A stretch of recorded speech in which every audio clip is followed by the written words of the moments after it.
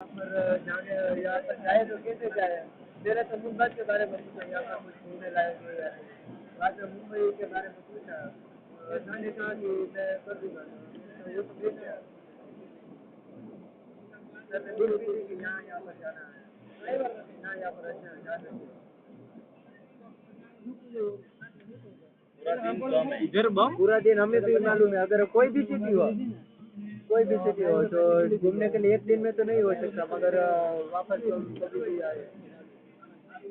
आएंगे, जल्दी आएंगे।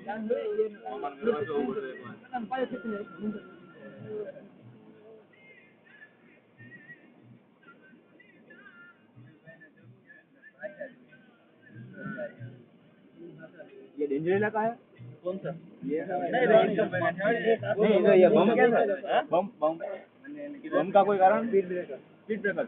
ये है ना, अपने गुजरात में ये कैसा टर्निंग बहुत है, इधर गाड़ी भी बहुत चलती है लेकिन स्पीड में चलती है। टर्निंग में कोई बाहर का आदमी आए तो समझ भी नहीं आता फटक से।